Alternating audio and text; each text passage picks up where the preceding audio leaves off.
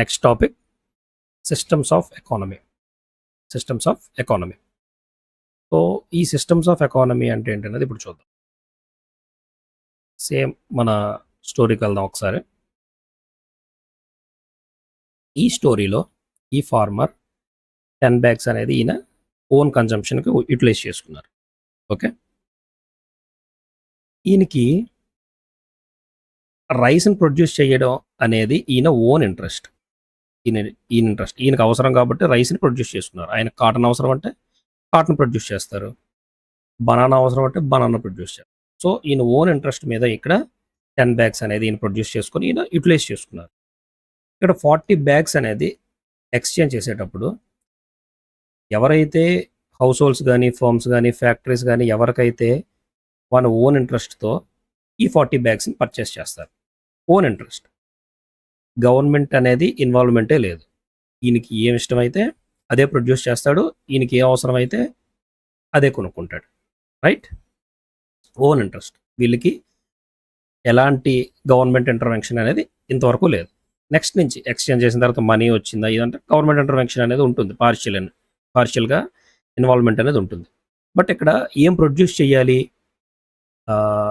ఎంత ఉంచుకోవాలి, ఎంత అమ్మాలి, ఇవన్నీ కూడా ఈయన ఓన్ ఇంట్రెస్ట్. ఇక్కడ కూడా సేమ్ హౌస్ హోల్డ్స్ కానీ, ఫిల్మ్స్ కానీ, ఫ్యాక్టరీస్ కానీ ఎవరి నుంచి కొనుక్కోవాలి, ఎంత కొనుక్కోవాలి, ఏ ఐటెం కొనుక్కోవాలి, ఏ ఐటెం కొనుక్కొని మనం ప్రాసెస్ చేయొచ్చు ఏంటనేది ఇక్కడ ఫిల్మ్స్ కానీ, ఫ్యాక్టరీస్ కానీ వీళ్ళు ఓన్ ఇంట్రెస్ట్. సో ఈ విధంగా ఒక ఇండివిజువల్ డెసిషన్స్ మీద వెళ్తే అది క్యాపిటలిస్టిక్ ఎకానమీ. అలా కాకుండా గవర్నమెంట్ యాజ్ ఏ హోల్ ఒక ప్రొడక్షన్ యూనిట్ని రన్ చేయడం కానీ, లేదంటే పబ్లిక్ సెక్టర్ అండర్టేకింగ్స్ ద్వారా ఒక యూనిట్ని రన్ చేసి ఒక గ్రూప్ ఆఫ్ పీపుల్కి ఏం కావాలో ప్రొడ్యూస్ చేస్తే అది సోషలిస్టిక్ ఎకానమీ అంటారు. ఈ రెండు కలిపి ఉంటే అది మిక్స్డ్ ఎకానమీ అవుతుంది. సో క్యాపిటలిస్టిక్ ఎకానమీ అంటే ఏంటంటే ఇండివిజువల్ డెసిషన్స్ ఉంటాయి, సోషలిస్టిక్ ఎకానమీలో గవర్నమెంట్ ఇంటర్వెన్షన్ ఉంటుంది, మిక్స్డ్ ఎకానమీలో బోత్ రెండు ఇన్వాల్వ్ అయి ఉంటాయి. అర్థమైంది కదా, systems of economy. So A system ఎలా రన్ అవుతుంది, ఒక సిస్టమ్ ఏమో వాళ్ళ ఓన్ డెసిషన్స్ మీద రన్ అవుతుంది, ఇంకో సిస్టమ్ ఏమో గవర్నమెంట్ ఇంటర్వెన్షన్ మీద రన్ అవుతుంది, ఇంకో సిస్టమ్ ఏమో బోత్ రెండింటి మీద కూడా రన్ అవుతుంది. జస్ట్ సమ్ బేసిక్ డిఫరెన్సెస్ చూస్తే రిసోర్స్ ఓనర్షిప్ ఎవరిలో ఉంటుంది, ఇక్కడ ప్రైవేట్ ఓన్, ఇక్కడ స్టేట్ ఓన్ అంటే గవర్నమెంట్ కంట్రోల్ ఉంటుంది. Earning of wealth, every one work for his own wealth, ఎవడ పని వాడు చేసుకొని సంపాదించుకోవడమే. ఇక్కడ every one works for wealth which is distributed equally to the every one. Right, అంటే గ్రూప్ ఆఫ్ పీపుల్ గురించి వీళ్ళు వర్క్ చేస్తారు, ఇక్కడ వాడి ఓన్ వెల్త్ గురించి వీడు వర్క్ చేస్తారు. Market scenario level playing field, competition అనేది ఉంటుంది. నువ్వు ఒక ప్రోడక్ట్ ప్రొడ్యూస్ చేస్తావు, నేను ఒక ప్రోడక్ట్ ప్రొడ్యూస్ చేస్తున్నాను, రెండింటిలో ఎవరి ప్రోడక్ట్కి ఎక్కువ వాల్యూ ఉంటుందో ఆ ప్రోడక్ట్ అనేది ఎక్కువ ఇన్కమ్ని జనరేట్ చేస్తుంది. బట్ ఇక్కడికి వచ్చేసరికి పబ్లిక్ సెక్టర్ అండర్టేకింగ్స్ ద్వారా ప్రొడక్షన్ అనేది జరుగుతుంది, సమ్ ఎక్స్టెంట్లో ప్రైవేట్ ఎంటర్ప్రైజెస్ని వాడుతారు. బట్ కామన్గా ఏంటంటే ఓనర్షిప్ మాత్రం స్టేట్ ఓనర్షిప్పే ఉంటుంది. గవర్నమెంట్ ఇంటర్ఫియరెన్స్ ఎక్కడ ఉంటుంది, only in situation where laws have been broken. Right, పార్షియల్గా ఉంటుంది. చెప్పాం కదా, ఎప్పుడైతే మనీ ఇన్వాల్వ్మెంట్, సేవింగ్స్ ఇన్వాల్వ్మెంట్ జరిగేటప్పుడు గవర్నమెంట్ ఇంటర్ఫియరెన్స్ లాస్ మేక్ చేసేటప్పుడు ఉంటుంది. బట్ ఇన్ డెసిషన్స్లో మాత్రం, డెసిషన్ మేకింగ్లో మాత్రం గవర్నమెంట్ ఇంటర్వెన్షన్ అనేది ఉండదు. సోషలిస్టిక్ ఎకానమీలో fully involvement of the government. Right, so employees motivation highly motivated an account of proportional benefit. So వాళ్ళు మోటివేటెడ్గా ఉంటారు ఎప్పుడు, ఎందుకంటే వీళ్ళకి ఓన్ వెల్త్ క్రియేషన్ కోసం ఉపయోగపడుతుంది కాబట్టి. రైట్, సో వీటిని సిస్టమ్స్ ఆఫ్ ఎకానమీ అంటారు. So capitalistic economy, socialistic economy and mixed economy. Right, next topic. So with this we completed system of economy. Next topic sectors of economy. So ముందు చెప్పిన స్టోరీని మనం ఫర్దర్గా కొంచెం ముందుకు వెళ్ళి చూద్దాం. Same story.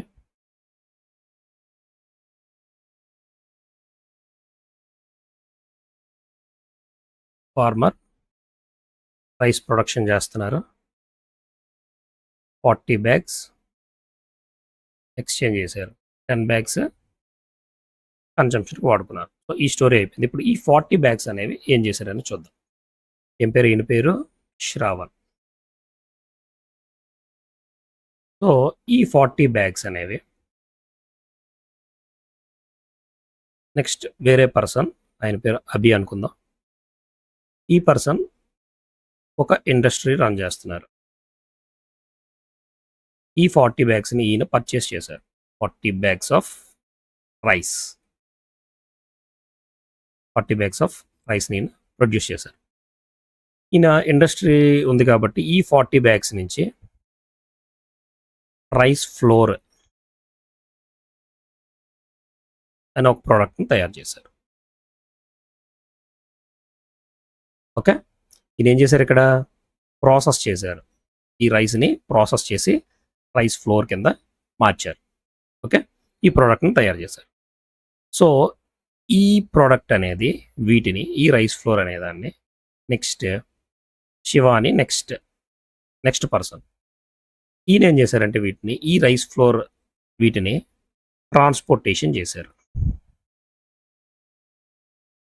ట్రాన్స్పోర్టేషన్, డిస్ట్రిబ్యూషన్ చేస్తారు. సో ఫస్ట్ శ్రావణ్ అన్న ఆయన రైస్ని ప్రొడ్యూస్ చేశారు. ఇవి రా మెటీరియల్. ఈయన ఎలాంటి ప్రాసెస్ చేయలే, జస్ట్ వన్ పీస్ ఆఫ్ ల్యాండ్లో వచ్చినటువంటి product, direct product from the land, agriculture land, raw material. ఈ రా మెటీరియల్ని ఈయన ఏం చేశారు? ప్రాసెస్ చేసి ఈ రా మెటీరియల్ని ఈయన ప్రాసెస్ చేసి దాన్ని ప్రోడక్ట్గా మార్చారు. ప్రోడక్ట్ అనేది ఇక్కడ వచ్చింది. నెక్స్ట్ పర్సన్ ఏం చేశారు? ఈయనకి ప్రోడక్ట్ ఏంటనేది సంబంధం లేదు, జస్ట్ ఈయన పని ఏంటంటే ట్రాన్స్పోర్టేషన్ చేయడం, మార్కెట్కి తీసుకువెళ్ళడం, అంతవరకే. సో ఈయన transportation and marketing, transportation and marketing వరకు చేయడం వరకు మాత్రమే ఈయన పని. సో ఇది రా మెటీరియల్. ఇక్కడ ప్రోడక్ట్ అనేది వాల్యూ ఎడిషన్ చేయడం వలన ప్రోడక్ట్ వచ్చింది. సో వాల్యూ ఎడిషన్ చేశారు. ఏం ఎడిషన్ చేశారు? దీనికి వాల్యూని ఎడిషన్ చేశారు, దాన్ని వాల్యూ ఎడిషన్ అంటారు. సో ఈ ప్రాసెస్లో వాల్యూ అనేది ఎడిషన్ అయ్యి ఇది ప్రోడక్ట్గా మారింది. ఈ ప్రోడక్ట్ అనేది మార్కెటింగ్ జరిగింది. Simple, right? Raw material value edition చేస్తే వచ్చింది ప్రోడక్ట్, ప్రోడక్ట్ అనేది మార్కెటింగ్కి వెళ్ళింది. ఈ కంప్లీట్గా raw material production, raw material వచ్చింది చూసారా, వీటిని ప్రైమరీ సెక్టర్ అంటారు. ప్రైమరీ సెక్టర్ అంటే that completely relies on environmental factors. అది ల్యాండ్ అవని, ఎన్విరాన్మెంటల్ ఫ్యాక్టర్కి సంబంధించి మాత్రమే డైరెక్ట్గా ప్రొడక్షన్ అనేది జరుగుతుంది, ఎలాంటి వాల్యూ ఎడిషన్ జరగదు. అది ప్రైమరీ సెక్టర్ కూడా. మనకి భూమిలో దొరికే ఖనిజాలు కానీ, పీస్ ఆఫ్ ల్యాండ్లో వచ్చేటటువంటి అగ్రికల్చర్ ప్రొడ్యూస్ కానీ, ఇవన్నీ కూడా మనకి రా మెటీరియల్ అంటుంది. సారీ. సో ఈ రా మెటీరియల్కి వాల్యూ ఎడిషన్ అయితే వచ్చేది ప్రోడక్ట్. ఈ ప్రొడక్ట్స్ అన్నీ కూడా మ్యాక్సిమం ఇండస్ట్రీలో ప్రొడ్యూస్ అవుతాయి, ఒక ఫిల్మ్స్ కానీ ఒకటి ప్రొడక్షన్ చేస్తాయి. సో వీటిని సెకండరీ సెక్టర్ అంటారు. What is that? Secondary sector. Primary sector, secondary sector. And ఈ సెకండరీ సెక్టర్తో ప్రైమరీ సెక్టర్తో సంబంధం లేకుండా ఓన్లీ మార్కెటింగ్, ట్రాన్స్పోర్టేషన్, ఎక్స్చేంజ్ వీటి వరకు మాత్రమే రన్ అయ్యేది, సర్వీస్ని ప్రొవైడ్ చేసేది tertiary sector. That is tertiary sector, right? So primary సెక్టర్లో మనకి ఇన్వాల్వ్ అయ్యే సెక్టార్స్ ఏంటంటే agriculture, fishing, farming, mining etcetera. ఇవన్నీ కూడా ప్రైమరీ సెక్టార్లో వస్తాయి. సెకండరీ సెక్టార్లో మనకి ఇండస్ట్రీస్, మ్యానుఫ్యాక్చరింగ్. అది ఏ ఐటమ్ అనేది మనకు సంబంధం లేదు, దానికి వాల్యూ ఎడిషన్ జరిగింది, రా మెటీరియల్కి వాల్యూ ఎడిషన్ జరిగితే ప్రొడక్ట్ క్రియేట్ అయింది, అది సెకండరీ సెక్టర్. నెక్స్ట్ ఇక్కడి నుంచి వచ్చినట్లకి ఈ ప్రొడక్ట్స్కి transportation service, marketing service, banking service, insurance service, ఇవన్నీ కల్పించేది tertiary sector, that is called service sector. Right, అర్థమైంది కదా. సేమ్ రైస్ ప్రొడ్యూస్ చేశారు, దీన్ని ఒక ఇండస్ట్రీ కొనుక్కున్నారు, ఇక్కడ నుంచి ట్రాన్స్పోర్ట్ జరిగింది, that's it, story ends. So finally the sectors of economy is primary sector, secondary sector and tertiary sector. Right, and last one important, ఈ మ్యాక్రో ఎకనామిక్స్ అనే కాన్సెప్ట్ అసలు ఎప్పుడు వచ్చింది? ఫస్ట్ నుంచి ఉందా? ఎప్పుడు మనకి ఇవాల్వ్ అయింది? ఎప్పటి నుంచి నేర్చుకుంటున్నారు? అసలు దీనికి ఫాదర్ ఎవరు ఏంటి అనేది తెలియాలంటే మనకి ఫస్ట్ గ్రేట్ డిప్రెషన్ 1929 గురించి మనం తెలుసుకోవాలి. దీన్ని బ్లాక్ ట్యూస్డే అంటారు. 1929లో వచ్చింది ఇది, 1929.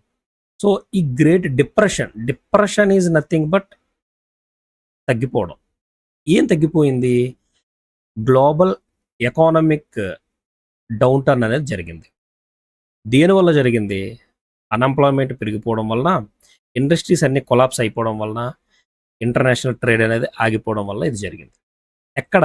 యునైటెడ్ స్టేట్స్లో జరిగింది. 1929లో జరిగింది ఇది. సో ఈ డిప్రెషన్ అనేది కంప్లీట్గా ఎకనామిక్ క్రైసిస్కి దారితీసింది. Right, 1929 great depression. సో అసలు ఏంటి చూస్తే ఇది యుఎస్ఏలో వచ్చింది. అన్ఎంప్లాయ్మెంట్ను అవుట్పుట్ అనేది రెండు కూడా పడిపోయి, అన్ఎంప్లాయ్మెంట్ అనేది ఎక్కువైపోయింది, 3% నుంచి 25%కి వెళ్ళిపోయింది. ఎప్పుడైతే ఇండస్ట్రీస్ అనేవి పనిచేయవో